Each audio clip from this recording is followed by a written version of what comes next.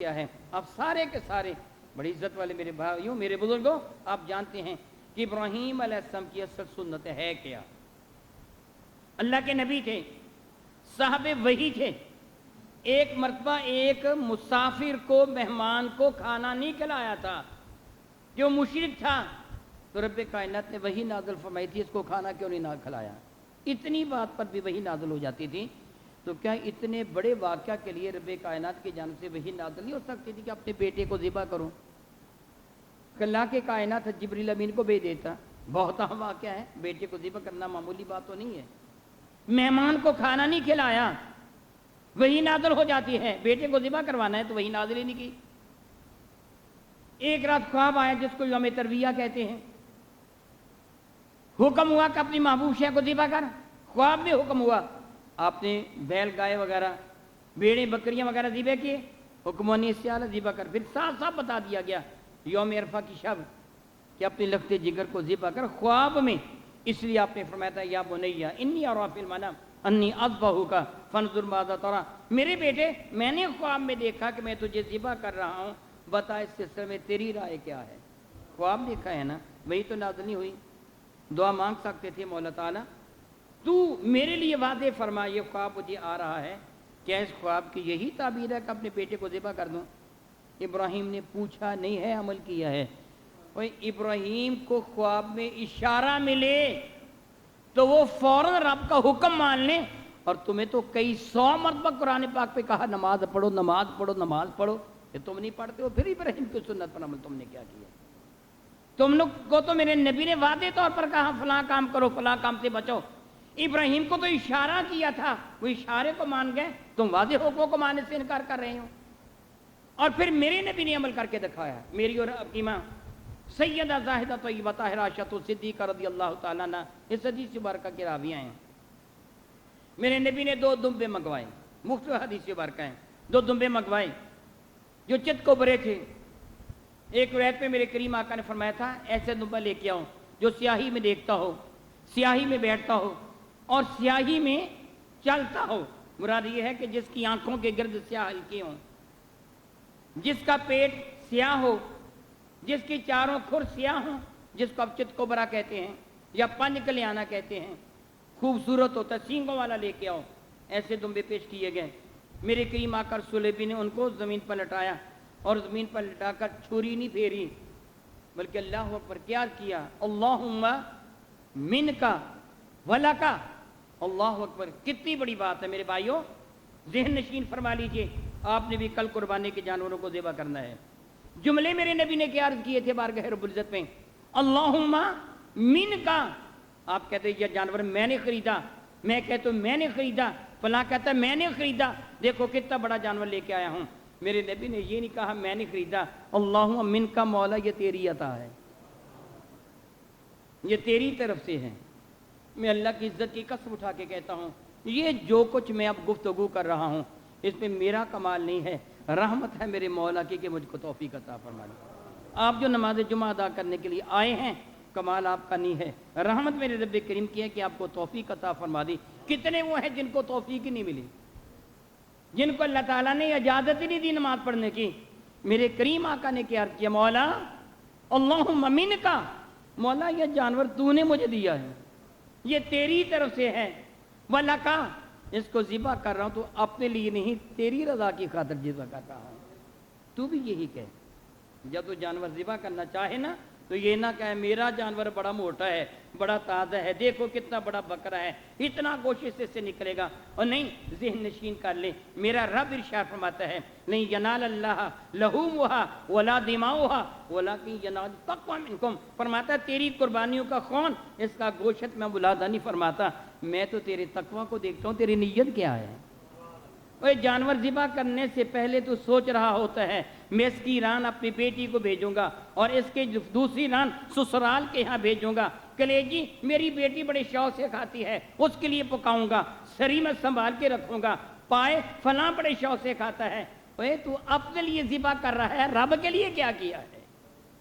میرے نبی نے یہ کیا تھا، مولا کہ میں ذبح ہی تیری رضا کی خاطر کر رہا ہوں، اپنے لیے نہیں کر رہا.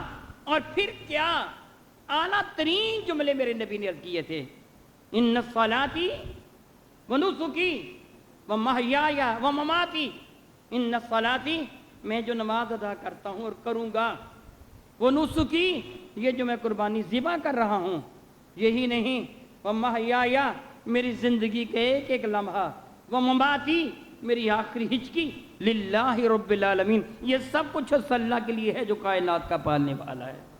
یہ ہے میرے نبی کی سنت۔ میرے کریم نے قربانی ذبح کرنے سے پہلے، اس جانور کی گردن پر چھری چلانے سے پہلے اپنے رب کے دربار میں یہ عرض کیا تھا اور یہ فرمایا تھا، امرت بذالک، میرے رب نے مجھے یہی حکم دیا ہے کہ میں یوں ہی کروں۔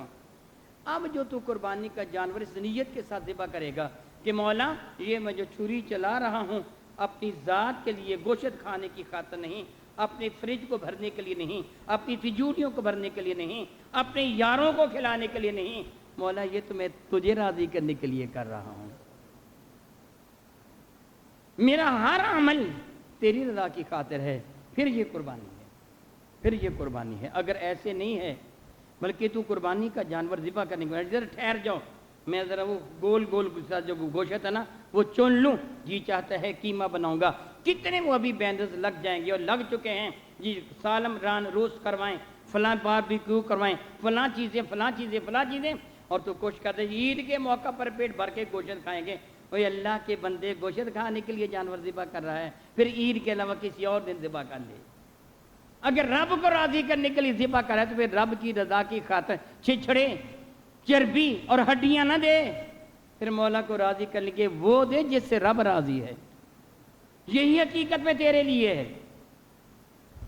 سیدنا ابو ذر غفاری رضی اللہ تعالیٰ مقامی زبدہ میں تھے، ایک شخص آپ کی خدمت میں حاضر ہوا اور اس نے عرض کیا کہ حضور میں آپ کی خدمت میں لانا چاہتا ہوں، صحابی مصطفیٰ کریم ہے سیدنا ابو ذر، میرے نبی کے صحابی ہیں، زبدہ نامی ایک علاقے کا زبدہ ایک علاقے کا نام ہے، وہاں تشریف فرماتے، تو آپ نے شاہ فرمایا میرے پاس رہ سکتے ہیں مگر ایک شرط ہے۔